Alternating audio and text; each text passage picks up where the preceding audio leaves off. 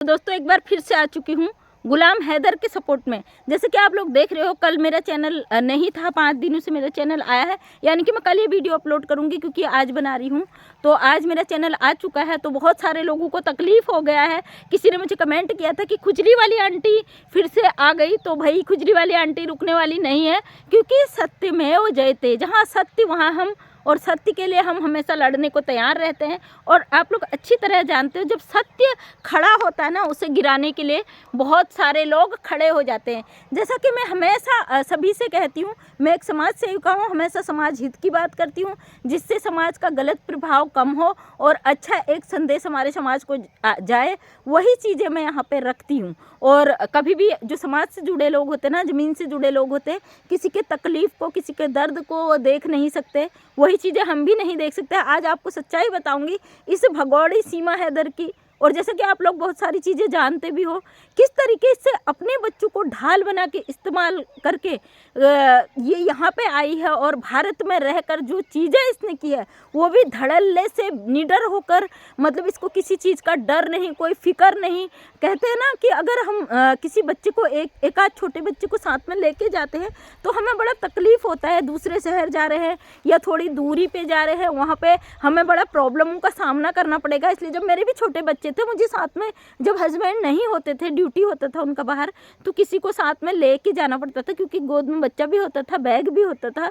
Already ये madam Pakistan से illegal तरीके से हमारे देश में एंट्री करती है, और हमारे ही देश के कुछ गद्दार ही कहूँगी मैं ऐसे लोगों को, ऐसे लोगों ने इसको यहाँ पे देवी बना के रख दिया, इसे एक मूर्त बना के रख दिया। सोशल मीडिया पे इसको इतना ज़्यादा जगह दे दी है कि इसको अब कुछ नज़र नहीं आता है। और ये अपने जो मुंह खोल के फड़फड़ा रही थी पंखों की तरह उड़ने को, ये जो भर रही थी ना उड़ान, वो उड़ान इसकी रुक चुकी है। और लप्पू के साथ इसका कोई वीडियो नहीं आ रहा था, क्योंकि जो मोबिन मलिक जी है, वो लॉयर है सुप्रीम कोर्ट के, उन्होंने जो अपनी कड़ाई से बात रखी है, देखिए एक वकील है और इसे मानते हैं हम कि वास्तव में वकालत है अपने बातों को मुद्दों से रखना और अपने बातों का एक बुनियाद होना।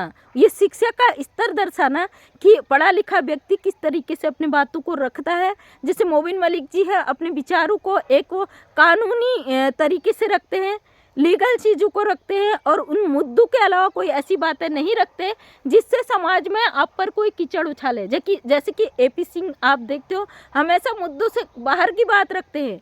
वो अगर किसी का मुद्दा लड़ रहे हैं तो उसके घर में जाके वो सारी चीज़ें दिखाते हैं। सोशल मीडिया में फेमस होने के लिए वो कुछ भी, किसी भी हद तक चले जाते हैं। सीमा को उन्होंने अपनी बहन बनाया है। सीमा को हर तीज त्योहार वो बताते हैं, हर चीज़ वो करवाते हैं, यहाँ तक कि सुंदरकांड जैसा पाठ वो करवाते हैं। और सच बता दो आपको, बहुत सारी चीज़ें क्लियर हो चुकी है कि सीमा की शादी वैलिड नहीं है, वो इनलीगल है, क्योंकि उसका पहले पति से तलाक नहीं हुआ है। गुलाम हैदर से उसका तलाक नहीं हुआ है, जो कि सीमा ने बोला था कि मेरा हैदर से कोई लेना देना नहीं था। पाकिस्तान में वो दुबई में था और उसका मेरे से कोई लेना देना नहीं था, और मेरा उससे तलाक हो चुका था। हो सकता है उसका जो पाकिस्तानी रीति रिवाज है उसके तरीके से उसका जो तलाक शब्द 3 बार बोला जाता है उसको तलाक माने, लेकिन हमारा भारतीय कानून कभी भी इस तरीके के तलाक को मान्यता नहीं देता है। और आखिरकार गुलाम भाई ने अपनी आवाज़ उठाई है, आगे कदम बढ़ाया है। तो हम यही चाह रहे थे कि लड़ाई झगड़ों को छोड़कर इस चीज़ पर कदम उठाया जाए। सीमा हैदर का एक ही फंडा था कि गुलाम हैदर को भड़काया जाए, उकसाया जाए, और गुलाम हैदर के मुंह से कुछ ऐसी बातें उगलवाई जाए, क्योंकि वो गुस्से में, पता है एक पत्नी किस तरीके से उसको धोखा देकर आई है, उसके बच्चों को लेकर उसके जिगर के टुकड़ों को उठाकर ले आई है, और एक पिता से बच्चों को अलग कर दिया, उसकी प्रॉपर्टी बेची, उसको तमाम सड़क पर छोड़कर वो महिला आ गई। उसके बाद हमारे देश में घुसकर, यहाँ पे बैठकर कुछ घुसपैठियों के द्वारा उसको देवी बनाया जाना, और वहीं से वो अपने पति को जो धमकियाँ देती हैं कि गुलाम ऐसा है, मैं प्यार में आई हूँ, और जो तमाम चीज़ें कहते हैं ना, इसी वजह से सीमा अपने ही चक्रव्यूह में फंस चुकी है बुरी तरीके से। और उसने बहुत कोशिश की कि बड़े बड़े चैनलों पर गुलाम हैदर को जलील करे, उसको साबित करे कि गुलाम हैदर गुस्से में भड़के और सीमा हैदर को गाली दे और उस गाली को मुद्दा बनाकर पब्लिक की संपैथी हासिल करे। सबसे बड़ा कारण सीमा हैदर का यही था, क्योंकि भारत में वो इनलीगल आई है, उसके पास ऐसा कोई भी डॉक्यूमेंट नहीं है जो ये साबित करे कि सचिन से उसकी शादी वैध है, जो ये साबित करे गुलाम हैदर से उसका तलाक हो चुका है, जो ये साबित करे कि उसने सब कुछ सही किया है, क्योंकि वो इनलीगली आई। सबसे बड़ा मुद्दा है कि वो इनलीगल हमारा देश और पाकिस्तान और जो नेपाल का बॉर्डर है उसको क्रॉस करके इंटर करी है। और मैं पहले ही बता चुकी हूँ, वहाँ पे मेरे हस्बैंड की भी ड्यूटी लगी थी नेपाल बॉर्डर पर उस टाइम पे, और 3 दिन की छुट्टी में वो आए हुए थे घर। इसी बीच ये एंट्री होती है यहाँ पे भारत में। तो मैं पहले ही बता दूं, हमारा जो नेपाल देश है, हमारा मुल्क एक मित्रता का प्रतीक है। वहाँ पे रोटी बेटी का रिश्ता है, क्योंकि नेपाल में बहुत ज़्यादा गरीबी है और उस देश से हमारे भारत को कोई भी खतरा नहीं है। इस वजह से वहाँ के जो नेपाली लोग हैं अपने बिजनेस के लिए, अपनी रोजी रोटी के लिए नेपाल से आसानी से भारत में आ जाते हैं। आए दिन यहाँ पे वहाँ से व्यापार के लिए जो दन चुटके कंबल वगैरह होते हैं ज़्यादातर नेपाल में बनाए जाते हैं, तो वो सेल करने यहाँ पे आते हैं। और एक पहाड़ी जड़ी बूटी होती है, जम्बू गदरनी कहते हैं, जो उत्तराखंड में भी पाया जाता है, उसको सेल करने यहाँ पे आते हैं। अभी कुछ दिन पहले एक अंकल आए थे, मैंने उनका वीडियो भी बनाया था, लेकिन वो वीडियो मेरे फ़ोन से डिलीट हो गया और मैं उसे सेव नहीं कर पाई। मैं उसे ज़रूर अपलोड करती। अब कभी भी नेपाल से कोई आएंगे तो मैं ज़रूर उस पर डालूँगी। नीचे मैंने वीडियो बनाए हुए हैं जब मैं नेपाल थी, और अगर आपको लग रहा है मैं झूठ बोल रही हूँ, मैं नेपाल में थी उसमें, तो आप जाके मेरे चैनल में कुछ शॉर्ट वीडियो है और छोटे छोटे क्लिप बनाई है मैंने, नीचे आप देख लीजिएगा। उसमें मैंने नेपाली डॉलर भी दिखाया है, जो मैं नेपाल बॉर्डर पर खड़ी हूँ, और वहीं से मैंने अपने हस्बैंड और बच्चों के साथ वो वीडियो शूट किया है, क्योंकि उस समय मैं नेपाल में ही थी जब सीमा हैदर ने भारत में एंट्री की थी। तो इसके हर चीज़ से वाकिफ़ है हम। हो सकता है उस समय जो बॉर्डर पर सस्पेंड है सिपाही कर्मी, उसमें मेरे हस्बैंड भी होते, लेकिन मेरे हस्बैंड कभी भी अपनी ड्यूटी के प्रति लापरवाह नहीं रहे। चाहे कोई भी हो, वो अपनी ड्यूटी बिल्कुल ईमानदारी से निभाते हैं। और जाहिर सी बात है, वो सिपाही जो सस्पेंड हुआ उन्होंने भी निभाई होगी, क्योंकि ये बच्चों के साथ आई, 4 बच्चों के साथ आई, और ये वहाँ से एंट्री करी, सचिन के साथ आई। और जैसे फर्जी आधार कार्ड भी पाए गए, तो इनके आधार कार्ड चेक किए होंगे, और उसमें 4 बच्चों को देखते हुए सिक्योरिटी को लगा होगा कि 4 बच्चों के साथ कोई विदेशी महिला तो हमारे देश में नहीं आ सकती है। जैसे आंखों में धूल झोंक के गलत तरीके से भारत में घुस गई, और हमारी सिक्योरिटी व्यवस्था को भनक भी नहीं लगी कि एक महिला इस तरीके से घुस आई। कहीं ना कहीं ये सिक्योरिटी पर मुद्दा है, और बहुत बड़ी इनके लिए एक आँख खोलने वाली बात है, क्योंकि कोई भी सिक्योरिटी व्यवस्था, कोई भी सैनिक बल जो वहाँ पे होगा ड्यूटी के दौरान, अब से ऐसी गलती नहीं करेगा। उनके लिए बहुत बड़ा चैलेंज भी है और ज़रूरी भी था। सीमा हैदर के कारण हमारे देश की सुरक्षा व्यवस्था अलर्ट हुई। इस तरीके से कई लोग आए होंगे गैर कानूनी तरीके से हमारे भारत में। अगर पहले ही गौर किया जाता तो शायद ये सीमा हैदर भी यहाँ पे नहीं आती, क्योंकि ये पाकिस्तान तक तो लीगली आई है, वीज़ा से आई है, और पाकिस्तान नेपाल से इसने बॉर्डर बिना उसके क्रॉस किया है, जो कि क्योंकि ये गैर मुल्क की महिला है, इसके पास कोई भी एविडेंस यहाँ का नहीं है। और टोटल जितने भी इसके एविडेंस हैं वो पाकिस्तान के हैं, और हर जगह इसने अपने इसमें हैदर को अपना हस्बैंड शो किया है, और हर कागज़ में इसका गुलाम हैदर ही पति है। इस वजह से ये उसके रिश्ते में है, कोई इससे तलाक नहीं हुआ है, क्योंकि जब तलाक हो जाता है तो पत्नी उस नाम से आज़ाद हो जाती है, और कानूनन उस पर एक मोहर लग जाती है कि आपका रिश्ता यहाँ पे ख़त्म हो गया है। चाहे वो स्वैच्छिक तलाक हो या फिर किसी एक के द्वारा वो अप्लाई किया गया हो तलाक के लिए, तो उसमें अगर स्वेच्छा से तलाक लिया जाता है तो पति जो है पत्नी को उसमें हर्जाना खर्चाना देने का अधिकारी नहीं होता है, क्योंकि उनकी स्वेच्छा से होता है। अगर पति स्वेच्छा से ले रहा है पत्नी से, तो पति को उसका पूरा जो भी कोर्ट द्वारा तय किया जाता है वो राशि और उसका जो भी गहना पैसा होता है वो वापस करना पड़ता है। वो कोर्ट जो अमाउंट वहाँ से तय करता है वो उसमें लिखा जाता है, वो उसे लौटाना ज़रूरी होता है। अगर पत्नी स्वेच्छा से तलाक चाहती, अपने जीवन में आगे बढ़ना चाहती कुछ प्रॉब्लम के कारण, तो उसमें कोई लेन देन नहीं होता और तुरंत पति पत्नी अलग हो सकते हैं। लेकिन इतने सारे डॉक्यूमेंट्स में गुलाम हैदर का नाम है, इसके सारे जितने भी एविडेंस में उसमें गुलाम हैदर का नाम है, गुलाम हैदर को अलग नहीं किया गया। उसके बावजूद ये मोहतरमा कहती हैं कि मेरे को ये मारता था, पीटता था, मैं प्यार में आई हूँ। तो भाई प्यार में दो इस तरीके से आपने बॉर्डर क्रॉस कर दिया। क्या आपको लगता है कि हमारा भारत का संविधान, हमारा जो कोर्ट है, हमारी जो कानून व्यवस्थाएं हैं, आपके जज्बातों पर, आपके प्यार के लिए अपना फैसला बदल देंगी?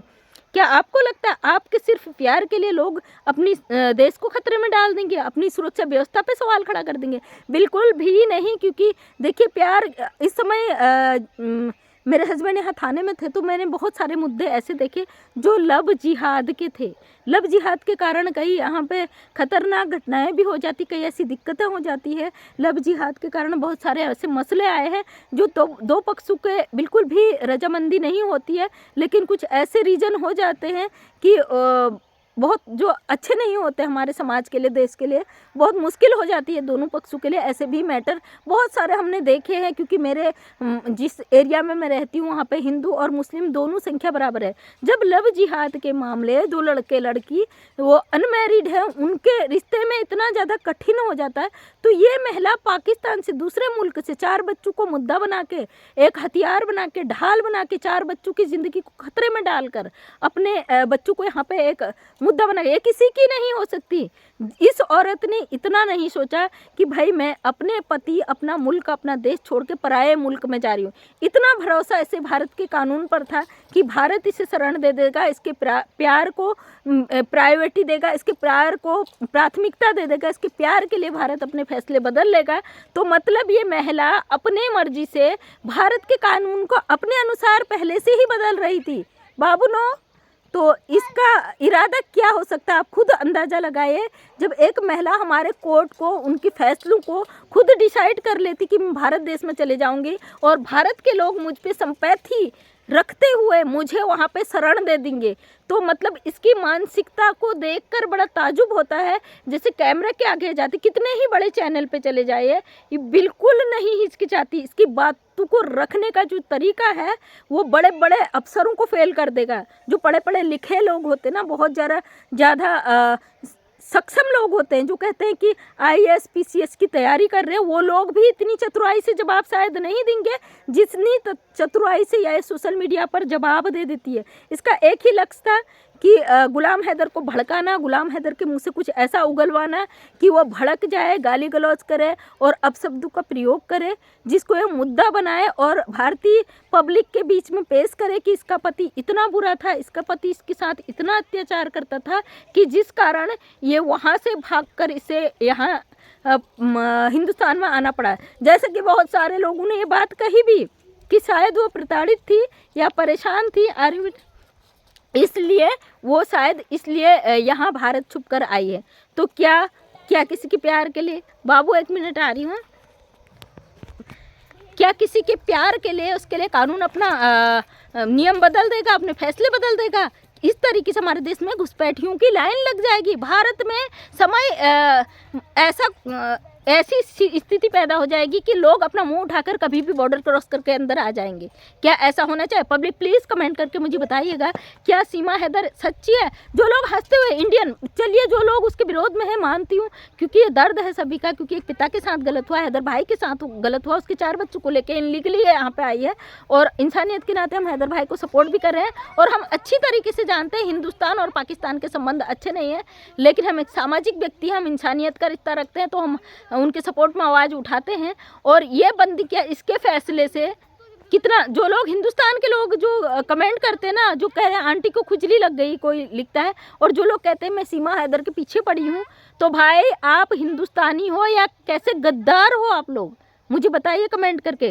कल के दिन इस जो महिला है इलीगल तरीके से हमारे देश में घुसी है, कल के दिन इसका इरादा कुछ ऐसा हो कि कुछ सालों बाद हमारे देश को एक खतरा पहुंचाने वाली हो, कुछ सालों बाद ये अपने मिशन को अंजाम देने वाली हो, और उसकी वजह से हमारे बच्चों पर, हमारे समाज पर, हमारे देश पर दुष्प्रभाव पड़ता है, तो क्या आप उसके जिम्मेदार होंगे?